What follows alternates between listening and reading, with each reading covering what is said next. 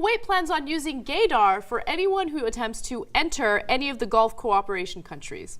Now, the reason why they're doing this is because they're really afraid of, the homosexuality virus spreading among these countries. So they are using soft science as a way to solve this problem. So, by the way, they don't mean actual disease spreading like AIDS or anything like that. No, they mean the homosexuality spreading like a virus. Yeah. Because that's how it works usually. Like if one person touches another person who's gay, boom, that person becomes gay and it's off and running. Or if they sneeze in the direction of a straight person, the other person is like, oh, right, penis, totally interested. Yeah. So these guys have it figured out. They're crazy. Okay, so usually the hatred toward gay people has to do with ignorance, and this is a perfect example of that. In fact, the director of public health in Kuwait says the following: "We will take stricter measures that will help us detect gays who will then be barred from entering Kuwait or any of the Gulf member states."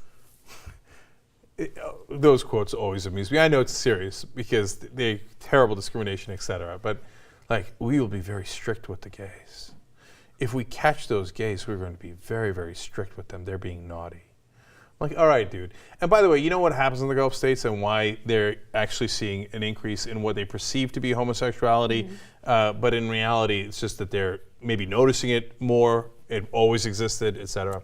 Is that they're not ever in contact with women, right? The women are covered up. They're kept in protective custody in their homes. In Saudi Arabia, they can't even drive, etc.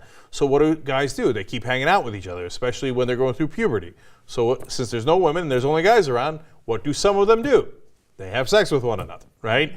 It's actually, super ironically, your backwards culture that leads to more homosexual acts, right? And then you turn around and you're like, oh, the Westerners, the expats, they're spreading their gay virus all around here. No, ironically, it's your laws. And you should reconsider those. You should do a little gaydar on yourself and see what you come up with. So stupid. And by the way, look, I don't believe in this at all. I think it's 100% bullshit, right? But some researchers are arguing that you can look at facial features and determine whether or not someone's gay just by looking at how far their eyes are apart and things like that. And one of those, and I'm oversimplifying it, but the reason why I'm oversimplifying it is because I think it's absurd. Anyway, one of those researchers is Joshua Tabak. He's from the University of Washington, and he says, should you trust your gaydar in everyday life? Probably not. In our experience, average gaydar judgment accuracy was only in the 60% range. 60% of the time, it works every time. This demonstrates gaydar ability, which is far from judgment proficiency, but is gaydar real? Absolutely. Not buying it, sorry. Okay, now that researcher's a real guy. He's not from Kuwait. He's not trying to discriminate against gays.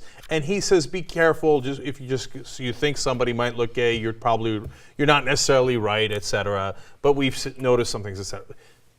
Okay, but look, don't do it. All you're doing is encouraging the idiots that do pseudoscience. What I can't wait for is for this Kuwaiti idiot to try to figure out how he's going to do gaydar.